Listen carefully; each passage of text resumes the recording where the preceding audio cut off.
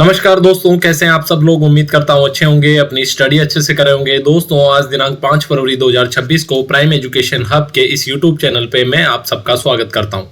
चलिए दोस्तों, बात कर लेते हैं आज के न्यूज डिस्कशन के बारे में।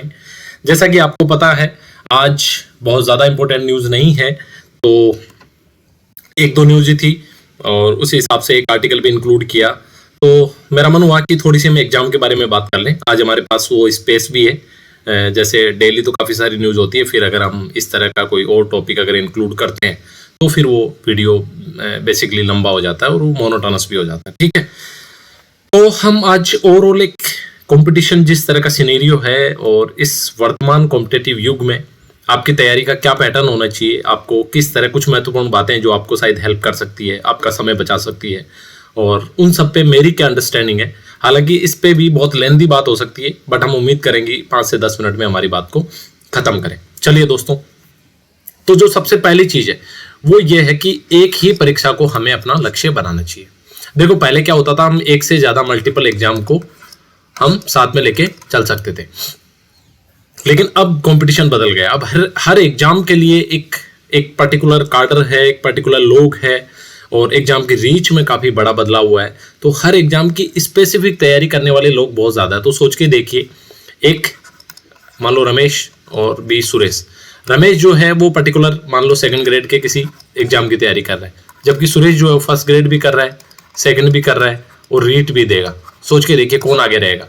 ऑब्वियस सी बात है, रमेश इनमें आगे रहेगा। तो आपको करना क्या है, सिर्फ एक परीक्षा को लक्ष्य बनाएं।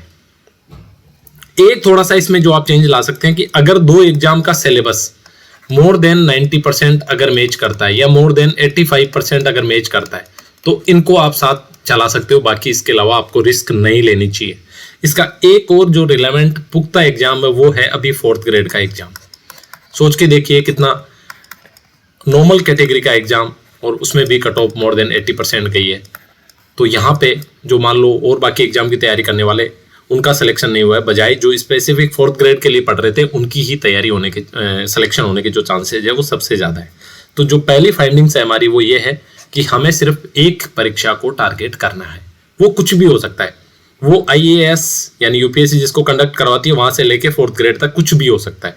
और मैं एक चीज़ मान के चलिए दोस्तों, कोई भी एग्जाम छोटा या बड़ा नहीं होता, क्योंकि हर एग्जाम की स्पेसिफिक रिक्वायरमेंट होती है।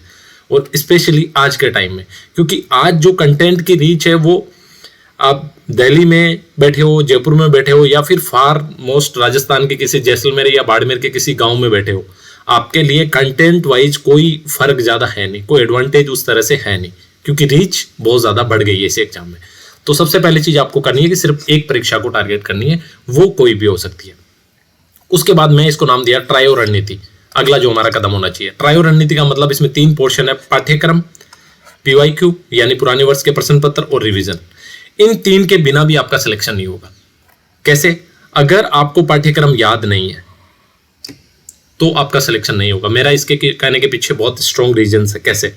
अगर आपको पाठ्यक्रम याद नहीं है तो आप पूरे ही सिलेबस को पढ़ते जाओगे। आपने जो किताब उठाई है उस पूरी किताब को पढ़ते जाओगे। आपको ये समझ ही नहीं आएगा कि मेरी आउटलाइंस क्या है, मुझे क्या पढ़ना है और क्या छोड़ना है। क्योंकि क्या पढ़ने से ज़्यादा इंपॉर्टेंट ये होता है क्या छोड़ना है, ये क्या मोस्ट इंपॉर्टेंट, मतलब वो आउटलाइन आपके लिए वो एक रोड मैप की तरह है पाठ्यक्रम, कि ये मेरा पर्टिकुलर एग्जाम है, इसमें ये 7 सब्जेक्ट है और इस पर्टिकुलर सब्जेक्ट का भी ये सिलेबस है। वो आपको प्रॉपर याद होना चाहिए। ठीक है, याद होने से फायदा ये होगा कि आप जब सिलेबस पढ़ोगे, आप कोई भी किताब, कोई भी आर्टिकल, कोई भी न्यूज कुछ भी पढ़ रहे होंगे, आपको ये पता होगा कि हाँ ये मेरे काम का है, ये मेरे काम का नहीं है। तो ये हो गया पाठ्यक्रम। PYQ यानी पुराने वर्ष के प्रश्न पत्र आपको क्या सिखाते हैं? PYQ आपको ये सिखाते हैं कि क्या बहुत ज्यादा इंपॉर्टेंट है, और जो सिलेबस है उसमें कौन सा एरिया है, किसमें किस ओरिएंटेशन के साथ सवाल पूछे जा रहे हैं। ये आपको कौन दिखाता है? ये आपको दिखाते हैं पुराने सालों के प्रश्न पत्र, जो कि आपकी तैयारी का सबसे बड़ा बेस होना चाहिए। सबसे बड़ी चीज आपको सिलेबस याद होना चाहिए। उसके बाद आपको PYQ पता होने चाहिए।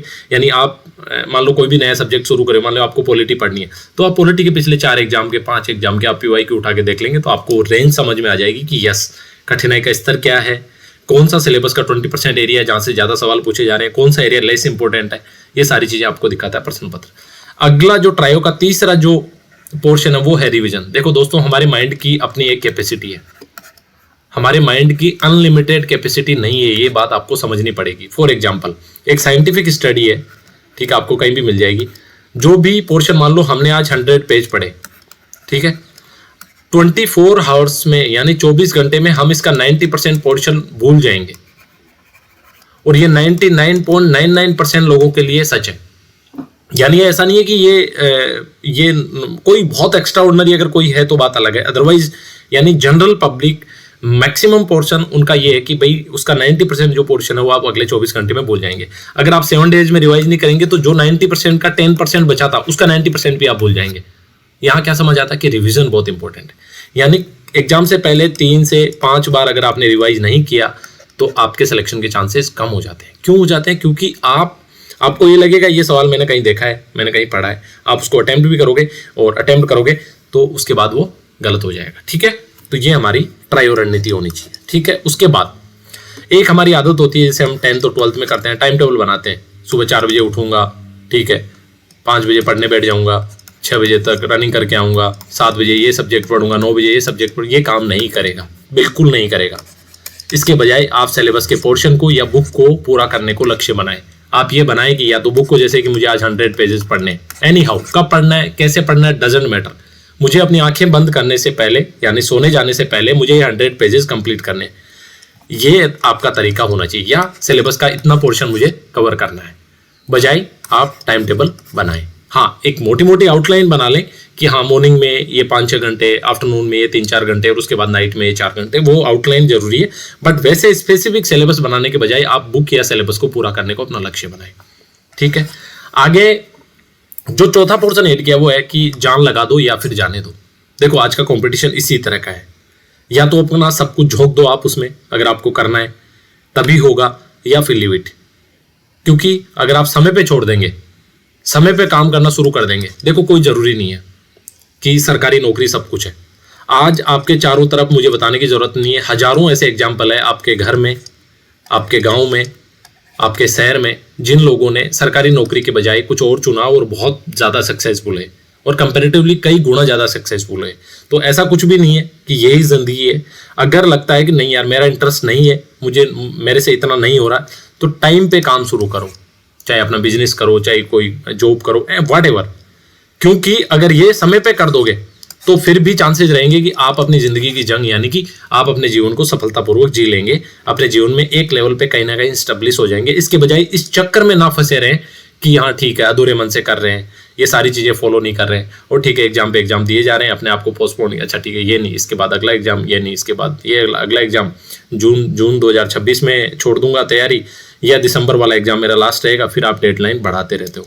ये बिल्कुल गलत रणनीति है। यानी जब तक करना है तो बहुत स्पेसिफिक करना है, बहुत जान लगा के करना है, बहुत डेडिकेशन के साथ करना है कि खत्म करना है। और टाइमलाइन एक चीज होती है, जैसे हम अपने आप को अगर टाइमलाइन दे देते हैं ना तो हमारे जो एफर्ट्स है वो बढ़ जाते हैं, वो मल्टीफोल हो जाते हैं। तो अपने आप को एक गाइडलाइन दीजिए कि मुझे दिसंबर 2026 तक जॉब चाहिए, दैट्स इट, खत्म बात, उसके बाद मैं कुछ और करूंगा। तो माइंड क्या है कि उसी हिसाब से आपके इंस्ट्रक्शन को लेता है और काम करना शुरू कर देता है। आगे आता है जीवन में डिसिप्लिन। डिसिप्लिन बहुत इंपॉर्टेंट है, स्टूडेंट लाइफ में तो स्पेशली बहुत इंपॉर्टेंट है। आपका एक प्रॉपर शेड्यूल होना चाहिए, आपकी प्रायोरिटीज फिक्स होनी चाहिए, आपकी जो स्टडी है वो आपकी हाईएस्ट प्रायोरिटी में होनी चाहिए, उसके बाद आपके दोस्त, आपके रिलेशनशिप और बाकी सारी चीज़ें आपकी लेस प्रायोरिटी होनी चाहिए। यानी अपनी स्टडी को कॉम्प्रोमाइज करके कुछ और ना कीजिए, स्टडी सबसे पहले होनी चाहिए। अगर आपको कोई सोशल इवेंट अगर मान लो करना है, मान लो शाम को 7 बजे आपको किसी शादी में जाना है, तो आप ये इंश्योर करके जाएं कि हाँ दिन में 7-8 घंटे मैंने स्टडी कर ली, उसके बाद ठीक है आराम से आप 2-3 घंटे एंजॉय करके आइए, तो वो वर्थ इट है। बट आप ये है कि ठीक है परिवार में शादी, आप 15 दिन तक डीजे पे नाच रहे हैं, स्टडी अपनी बुक साइड में रखें, नथिंग विल हैपन।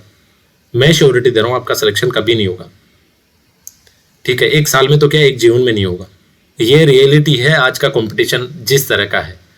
उसके बाद सबसे लास्ट बात, हमारा सबका मोटिवेशन, देखो दोस्तों हम सब मिडिल क्लास फैमिली से, ठीक है, हमारे पेरेंट्स ने बहुत स्ट्रगल किया है और आज भी हमें मैक्सिमम हमारे जो पेरेंट्स हैं वो स्ट्रगल कर रहे हैं।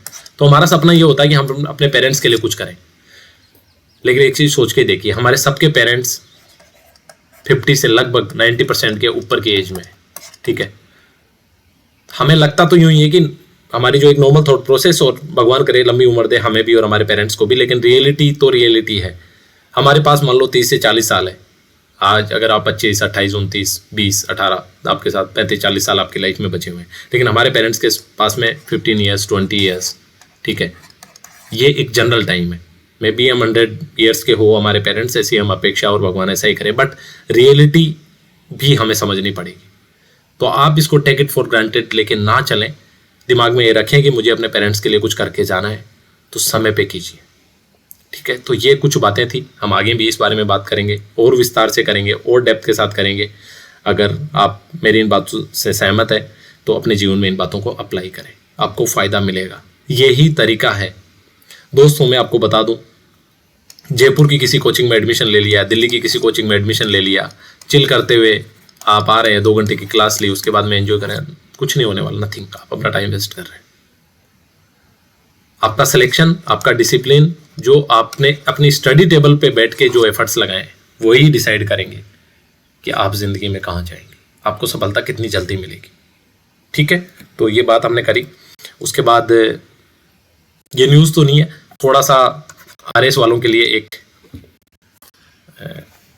हल्का सा ये था, एक सेकंड, हाँ, परीक्षा प्रणाली में बदलाव। यूपीएससी ने देखो नोटिफिकेशन इसका आने वाला था लगभग मिड ऑफ जनवरी में, तो यूपीएससी ने अपना नोटिफिकेशन पोस्टपोन किया, और ये अभी कल इसका नोटिफिकेशन आया, और बहुत कुछ मेजर चेंजेस किए हैं परीक्षा प्रणाली में बदलाव करके। देखो मैं समझाता हूँ आपको, होता क्या था, जैसे यूपीएससी हर साल एग्जाम कंडक्ट करवाती है, एक ऑल इंडिया मेरिट लिस्ट आती है, इसमें लोग सेलेक्ट होते हैं, ठीक है। सेलेक्ट होने के बाद क्या होता है, मोर देन, जैसे मान लो अगर 900 पद है, तो लगभग 800 से ज़्यादा लोग इस एग्जाम में दोबारा प्रिपेयर होते हैं, ठीक है। तो वो क्या, जैसे मान लो किसी को आईएएस मिल गया या आईएफएस, इंडियन फॉरेन सर्विस, तो इनको तो परमिशन नहीं होती वापस अपीयर करने की, बट इनके अलावा जितने भी एग्जाम में, जो मान लो कोई आईपीएस बना, तो आईपीएस क्या होता है, ये दोबारा अगेन इस एग्जाम को देता है। तो या तो सर्विस में रहते हुए देता है, या फिर ये 1 साल की लीव लेके इस एग्जाम में दोबारा बैठता रहता है। तो एक्चुअल में जो पर्पज है कि उनकी टाइम पे ट्रेनिंग हो, टाइम पे वो ग्राउंड पे जाएं, जमीनी स्तर पे काम करें, वो सब कॉम्प्रोमाइज हो रहा था, कि ये अपनी ही महत्वाकांक्षा में लगे रहते थे। सरकार ने अब इसको लिमिटेड कर दिया, यानी अब इसमें कुछ रिस्ट्रिक्शंस लगा दिए कि भाई एक बार आप अटेम्प्ट कर सकते हो, दूसरी बार अगर आपको अटेम्प्ट करना है तो आपको रिजाइन करना पड़ेगा, ठीक है। तो जो फ्रीडम पहले थी वैसी फ्रीडम अब नहीं रही है, अगर एक लेमन टर्म में आप समझे तो यहाँ इसको इंक्लूड करने का मतलब ये कि मे भी आपको पता है हमारा जो आरपीएससी है वो अभी आजकल एकदम यूपीएससी को फॉलो करने के मूड में लग रहा है, तो मे भी हो सकता है आरएस की परीक्षा में भी ये बदलाव आपको देखने को मिले। जैसे कि अभी आपको लग रहा था कुछ जो 2023 वाले जो सेलेक्ट हुए वो 24 वाले इंटरव्यू में भी बैठ रहे थे, जो 24 वाले हैं वो भी कंटिन्यू, तो इसमें एक सिमिलरिटीज़ देखी जाती है। तो हो सकता है इसमें भी, तो आपको तैयार रहना चाहिए। तैयार रहने का मतलब ये है कि तैयारी करो और अच्छे रैंक के साथ सीधे इन हो जाओ, बार बार इस लूप में ना फंसो, ताकि आपको कोई इस तरह की एडवर्सिटी जो है वो फेस ना करनी पड़े, ठीक है। उसके बाद ये आर्टिकल ऐड किया था हमने, है ना। तो आर्टिकल में ये है हमारी, हमने बात करी थी एक द हिंदू में, अभी 2 दिन या 3 दिन पहले हमने एक आर्टिकल डिस्कस किया था, शशि थरूर जी ने लिखा था रिगार्डिंग कि हम किस तरह पर्यटन में आगे बढ़ सकते हैं, और पर्यटन में हमारा जो पोटेंशियल है वो बहुत ज़्यादा है, जिसको हम नहीं कर पा रहे हैं, ठीक है। ये थोड़ा सा इशू हो रहा है, एक सेकेंड,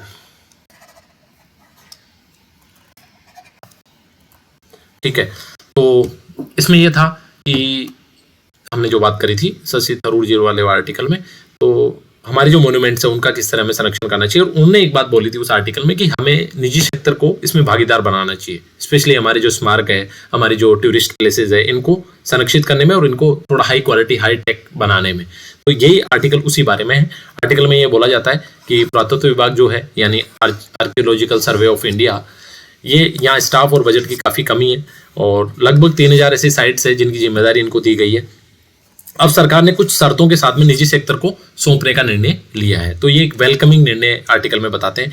रीजन बिहाइंड कि संसाधन और तकनीक सहायता की मांग करते हैं ये लोग, क्योंकि देखो कोई भी अगर प्लेस है उसको ठीक से रखना है तो वहाँ पे रिसोर्सेज लगेंगे, वहाँ पे नई टेक्नोलॉजी लगेगी, और निजी सेक्टर जब इसमें भागीदार बनेगा, यानी प्राइवेट प्लेयर जब भागीदार बनेंगे, तो इस काम को पूरा किया जा सकता है, ठीक है। साथ ही पुरातत्व विभाग अपनी सुपरवाइजरी अधिकार, यानी किसी साइट को मान लो किसी प्राइवेट पार्टी को दे दी, फिर भी जो हमारा पुरातत्व विभाग है वो इसमें सुपरवाइजरी निगरानी रखेगा, जिससे कि कुछ कोई और मेजर दिक्कत ना आए, ठीक है, तो संरक्षण में समझौता ना, यानी कि उसकी क्वालिटी में भी समझौता ना हो। आगे राइटर बोलते हैं कि पुरातत्व विभाग उच्च कौशल वास्तुकार और एजेंसियों की मदद लेने में भी अब थोड़ा प्रोत्साहित होगा, यानी अपने आप थोड़ा मोटिवेट होगा। एक पहले है अडोप्ट हेरिटेज मुहिम चलाई थी, ये उससे अलग है, इसको आप मिक्स ना करें, ये अलग चीज है। और निजी भागीदारी को बढ़ाने का जो मॉडल नया आया है, ये अलग चीज है। आगे राइटर वही फ्यूचरिस्टिक बात करते हैं राइटर कि निजी पूंजी अच्छी तरह से सार्वजनिक फ्रेमवर्क में अंदर काम करती है तो ये वाकई संरक्षण को बेहतर कर सकती है। तो यही थी आज की डिस्कशन, उम्मीद करता हूँ आपको पसंद आई होगी। आप ख्याल रखिए अपना, और कुछ बातें जो हमें एग्जाम रिलेटेड आज डिस्कस करी है थोड़ा सा आप देखेंगे, मे बी आपको उनसे फायदा हो और आप अपनी तैयारी को एक सही दिशा दे पाए। ठीक है, थैंक यू, जय हिंद।